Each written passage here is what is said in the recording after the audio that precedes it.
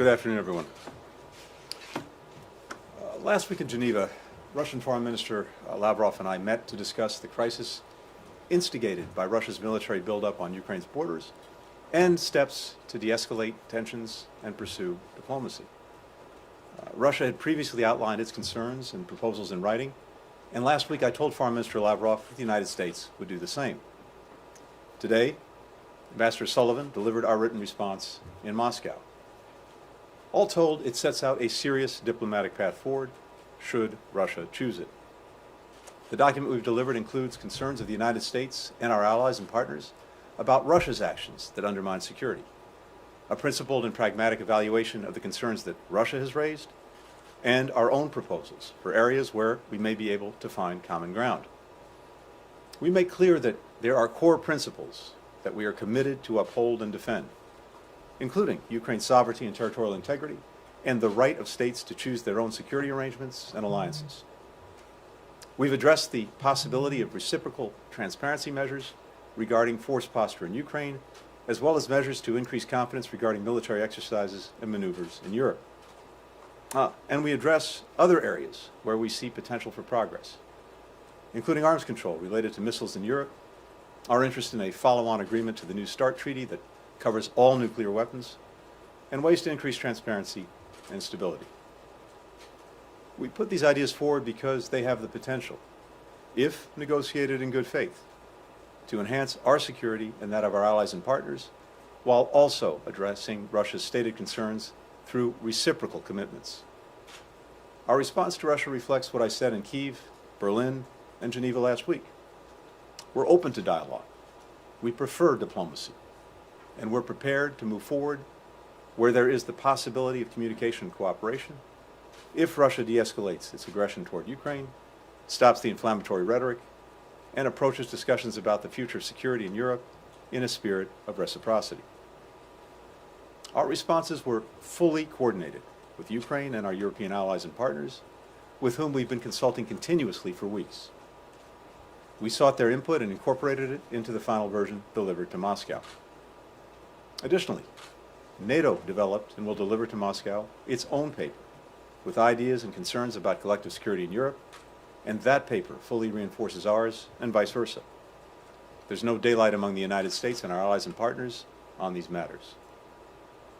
We shared our response paper with Congress, and I'll be briefing congressional leaders on this later today and consulting with them on our approach.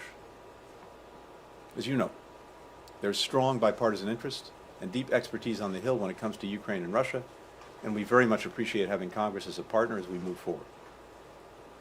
We're not releasing the document publicly because we think that diplomacy has the best chance to succeed if we provide space for confidential talks. We hope and expect that Russia will have the same view and will take our proposal seriously. I expect to speak to Foreign Minister Lavrov in the coming days after Moscow has had a chance to read the paper and is ready to discuss next steps.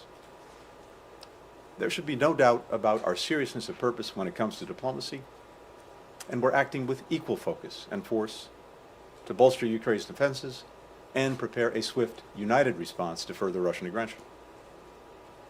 3 deliveries of U.S. defensive military assistance arrived in Kyiv this week, carrying additional Javelin missiles and other anti-armor systems, 283 tons of ammunition and non-lethal equipment essential to Ukraine's frontline defenders. More deliveries are expected in the days to come. We provided more defensive security assistance to Ukraine in the past year than in any previous year. Last week, I authorized U.S. allies, including Estonia, Latvia, and Lithuania, to provide U.S.-origin military equipment from their inventories for use by Ukraine. Also last week, we notified Congress of our intent to deliver to Ukraine the Mi-17 helicopters currently held in Defense Department inventories, 5 of them. Additionally, the Secretary of Defense announced on Monday that 8,500 U.S. service members currently stationed in Europe and the United States have been placed in heightened readiness to deploy to ensure that we're able to support the NATO response force swiftly if it's activated by the North Atlantic Council to harden the Allies' eastern flank. Other NATO allies have also announced steps that they're prepared to take, and we expect more in the coming days. We've taken this step out of prudence. We hope those forces don't have to be activated for deployment. But if they are, we will be ready. We're also continuing to coordinate with our European allies and partners on severe economic sanctions to hold Moscow accountable for its actions. We've developed a high-impact, quick-action response that would inflict significant costs on the Russian economy and financial system. As part of our response, we're also prepared to impose export controls that will have a longer-term effect, denying Russia products that it needs to fulfill its strategic ambitions. On top of all of that, our allies and partners are also stepping up to provide assistance to Ukraine in various and mutually reinforcing ways. As we've done many times before, the alliance and individual allies are coming together to support our partners and to defend what should be inviolable principles that have helped provide unprecedented security, stability, and prosperity for decades in Europe and around the world. Finally, we're looking to support our allies and partners in dealing with the secondary negative consequences of Russia's destabilizing acts. For example, we know that Ukraine's economy and financial position is being affected by this crisis. And just as we're bolstering Ukraine's security, so too are we looking for how we can support its economy beyond the significant assistance we're already provided. Our European allies and partners are doing so as well. And that's another matter that I'll have an opportunity to discuss with Congress later this afternoon. As we're taking steps to ensure that the global energy supply isn't disrupted, that too is an important focus. Should Russia choose to weaponize its natural gas by cutting supply to Europe even more than it's already done? We're in discussions with governments and major producers around the world about surging their capacity. We're engaged in detailed conversations with our allies and partners about coordinating our response, including how best to deploy their existing energy stockpiles. All this effort is aimed at mitigating price shocks and ensuring that people in the United States, Europe, and around the world have the energy they need, no matter what Russia decides to do. All told, our actions over the past week have sharpened the choice facing Russia now. We've laid out a diplomatic path. We've lined up steep consequences should Russia choose further aggression. We've stepped forward with more support for Ukraine's security and economy. And we and our allies and partners are united across the board. Now, we'll continue to press forward and prepare. It remains up to Russia to decide how to respond. We're ready either way. One final note before I take some questions. Regarding American citizens in Ukraine, as you know, earlier this week, I authorized the voluntary departure of a limited number of U.S. employees and ordered the departure of many family members of embassy personnel from Ukraine. This was a decision based on one factor only: the safety and security of our colleagues and their families. And given the continued massive buildup of Russian forces on Ukraine's borders, which has many indications of preparations for an invasion, these steps were the prudent ones to take. I want to be clear that our embassy in Kyiv will remain open, and we continue to maintain a robust presence to provide diplomatic, economic, and security support to Ukraine. The State Department has also issued an updated travel advisory due to the potential for security conditions to deteriorate rapidly and without warning if Russia invades or commits other destabilizing actions inside Ukraine. Our message now for any Americans in Ukraine is to strongly consider leaving using commercial or other privately available transportation options. These options remain readily available. And the embassy may extend loans to those who can't afford the cost of a commercial ticket. While the State Department will always seek to provide consular services wherever possible, Russian military action would severely impact our ability to perform that work. And if Russia invades, civilians, including Americans still in Ukraine, could be caught in a conflict zone between combatant forces. The U.S. government may not be in a position to aid individuals in these circumstances. This has long been the case in conflict zones around the world. So, while we don't know whether Russia will continue its aggression toward Ukraine, either way, we have a responsibility to provide this notice to Americans there. And with that, happy to take some questions. Hi, thank you, Mr. Secretary. I realize that you don't want to get into the specifics of what is actually in this document, and although I'm sure I and my colleagues will continue to try to get them. But can you say, more broadly, when you say that there are core principles that you're committed to and to uphold and defend, does that mean that in this document you told the Russians point blank in writing that no is the answer to their demands for a formal bar on the expansion of NATO, the permanent exclusion of Ukraine, and the withdrawal of certain forces and equipment from Eastern Europe?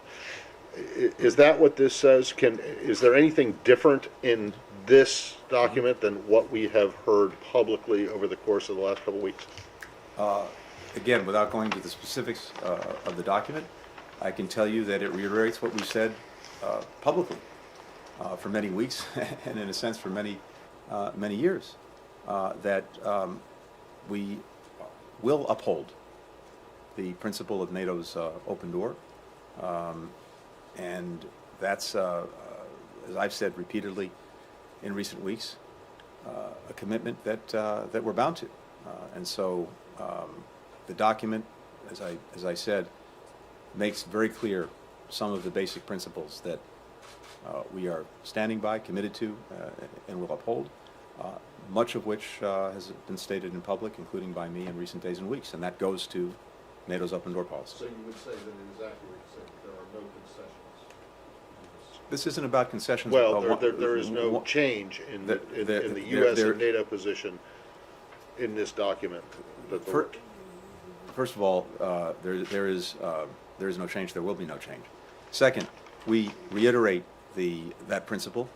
Of course, it is for NATO, not the United States unilaterally, to discuss the open door policy. These are decisions that NATO makes as an alliance, not the United States unilaterally. But from our perspective, I can't be more clear. NATO's door is open, remains open, and that is our commitment. Margaret? Thank you, Mr. Secretary. Do you have any reason to believe then that the document that was submitted will in any way lessen the chance of Russian action, or was this just to show you tried? Margaret, what we do in this document, besides laying out our core principles, besides sharing our concerns of allies and partners about things that Russia is doing that we believe undermine security and stability, we also do lay out areas where we believe that together we could actually advance security for everyone, including for Russia, based on some of its stated concerns, as well, of course, as for us and for our allies and partners. And so there are a number of areas, again, based on what Russia has said, that I think would make a difference if done on a reciprocal basis and approached in good faith. So, for example, as we've said, the placement of offensive missile systems in Ukraine, military exercises and maneuvers in Europe, potential arms control measures, greater transparency, various measures to reduce risks. All of these things would address, I think, mutual concerns, including concerns stated by Russia, and advance collective security. So I think there are important things to work with if Russia is serious about working with them, and that is up to President Putin. We'll see how they respond. But there's no doubt in my mind that if Russia were to approach this seriously and in a spirit of reciprocity, with the determination to enhance collective security for all of us, there are very positive things in this document that should be pursued. We can't make that decision for President Putin. Only he can make it. We've said throughout, and we of course started this process with the conversations that took place in our strategic stability dialogue with Russia, between Russia and the United States about 10 days ago, at the NATO-Russia Council, at the Organization for Cooperation and Security in Europe, that again, we understand Russia has stated concerns about security. We have our own very clear concerns about security and the actions that Russia's taking that undermine it. And we are prepared to discuss and, if appropriate, eventually negotiate steps to enhance everyone's security. And I've laid out some of the areas where we think we could do that. But right now, this is about the areas and ideas that we could pursue. And we'll see how Russia responds. Secretary, have you considered the Russians just buying time till they're in a place to invade Ukraine, making you jump through hoops like hand-delivering written responses to questions that you've answered time and time again in the past? And meanwhile, they're destabilizing Ukraine from within, the economy's crumbling, you're spending hundreds of millions of dollars shoring them up. At what point do you stop playing Russia's game and take preemptive action now? So Ben, first, we're, as you know, not standing still, and we can walk and chew gum at the same time, and that's very much what we've been doing. So we've been clear to Russia that there are two paths: a diplomatic one, but also a path of defense and deterrence, and if Russia chooses aggression, a path that will lead to massive consequences. And so even as we've been engaging in the diplomacy, which is my job and responsibility, we have been very resolutely preparing for Russia to take the other path, the path of aggression. And as I laid out, the work that we've done over the past couple of months in bringing allies and partners together around massive consequences for Russia should it renew its aggression, and the very detailed work that's been done on that. But they're The being shoring up, aggressive let me finish now, if I may, sorry. please, and then come back to you. The shoring up in very significant ways of our support for Ukraine, including the defensive military support, the drawdown that the President issued in December, which is now being delivered to Ukraine, the additional steps to make sure that defensive military assistance was being made available to Ukraine, including the authorizations that I signed a week ago to allow other countries that have U.S. origin military equipment to share it with Ukraine. The work we're doing to bolster Ukraine's economy, the work we're doing to shore up Europe on energy if there are disruptions as a result of conflict. And, of course, the orders that the President gave, the Secretary of Defense gave earlier this week to make sure that we are fully prepared on a moment's notice to reinforce NATO's eastern flank in the event of renewed Russian aggression. All of those things have been happening very deliberately and effectively over the last many weeks. So these two paths and the approach that we've taken, these are mutually reinforcing. The work that we're doing on defense, on deterrence, bringing allies and partners together, I think reinforces our diplomacy. And at the same time, it's very important that we pursue the diplomacy, whether or not, you may well be right, that Russia's not serious about this at all. But we have an obligation to test that proposition, to pursue the diplomatic path, to leave no diplomatic stone unturned, because for sure, it's far preferable to resolve these differences peacefully, consistent with our principles, than it would be to have renewed aggression, renewed conflict, and everything that will follow from that. But the point is, we're prepared either way. Hello, Mr. Secretary. I just want to ask you a little bit about the unified approach with Europe. Mm-hmm. What do you make of Germany's stance, for example? They ruled out sending lethal weapons to Ukraine. They prevented Estonia from delivering arms. And today, there was news out that they're sending helmets to Ukraine. A delivery Kiev mayor said was a joke. Would you say that you're happy or satisfied with Germany sending helmets to Ukraine instead of arms shipments? And if I may just ask about President's comments yesterday, he said that he would consider sanctioning Putin personally if he decides to invade. How advanced are these plans? And then again, going back to unity with Europe, has the United States discussed this with Europe, and are they on board? Thank you. First, let me say as a general matter, and I at the risk of patting ourselves on the shoulder, I have to say I was struck when I spoke to the Foreign Affairs Council of the European Union a couple of days ago, that partner after partner, this was in the EU context, but I've heard the same thing at NATO, referenced and the word that was used was unprecedented coordination and consultation with allies and partners on this issue and on this challenge. And one result of that unprecedented coordination and consultation is as I see it, very strong solidarity in terms of the consequences that will befall Russia if it renews aggression against Ukraine. And that is across the board. And that includes Germany. And I was just in Germany, as you know very well, meeting with Chancellor Scholz and spending a lot of time with my German counterpart, Foreign Minister Baerbock. And as I said before, I'm absolutely confident in German solidarity in being together with us and other allies and partners in confronting renewed Russian aggression against Ukraine. Now look, different countries have different authorities, they have different capabilities, they have different areas of expertise, and we're bringing all of those to bear, but doing it in a way that is complementary. And it speaks to the shared commitment that we have to defend Ukraine's territorial integrity, its sovereignty, and its independence. When it comes to sanctions, I think as you heard the President say, everything is on the table. I can tell you this. The steps that we will take together, swiftly, will go directly to things that President Putin cares deeply about, including Russia's ability to engage economically and financially, including its ability to develop technology for the sectors that it cares most about, like defense, like high tech.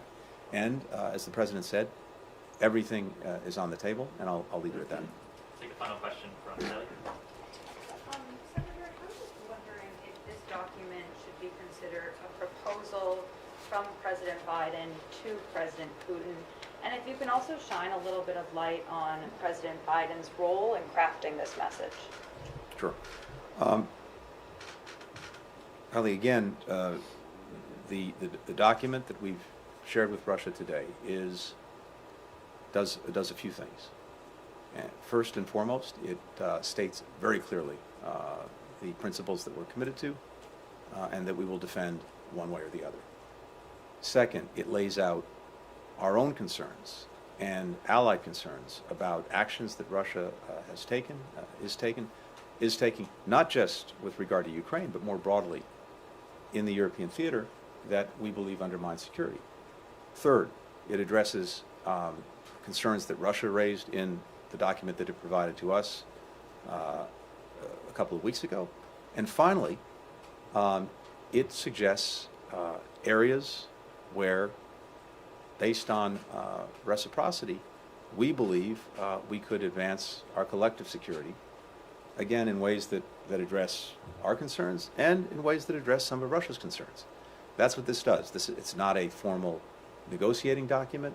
It's not explicit proposals. It lays out the areas and some ideas of how we can together, if they're serious, advance collective security. President Biden was intimately involved in this document. We've reviewed it with him repeatedly over the last weeks, just as we were getting, as you know, comments, input, ideas from allies and partners. It was vital that we work on this document, even though it goes to bilateral matters, and what NATO is providing presumably goes to the some broader issues that involve NATO and Russia. But allies and partners were intimately involved as well, and we took on board many of the comments they've made and integrated them into the document. But the President has been deeply involved in this from the get-go, reviewing various drafts of the proposal, making his own edits, and of course blessing the final document that was delivered to Russia today. Thank you. Given that, Biden himself, U.S. Biden administration officials have said an invasion is potentially imminent, the stakes are incredibly high here, and you guys have also said that Putin is the decision maker. So why not address this directly to him, given the situation you're facing right now? I'm not sure what you mean by address it directly to him. This is a document that was prepared on behalf of the United States by its government, being delivered to Russia and to its government. upon which President Putin presides. I have no doubt that our Russian counterparts and my counterpart, Foreign Minister Lavrov, will share the document with President Putin and putting things in, perhaps everyone else, you may be right. And of course, these are also complex issues, and putting things in writing is also a good way, as we do all the time across the board, is a good way to make sure we're as precise as possible, and the Russians understand our positions, our ideas as clearly as possible. Right now, the document is with them, and the ball is in their court. We'll see what we do, as I've said repeatedly, whether they choose the path of diplomacy and dialogue, whether they decide to renew aggression against Ukraine, we're prepared either way. Thank you. Thank you. Thanks, everyone. Thank you.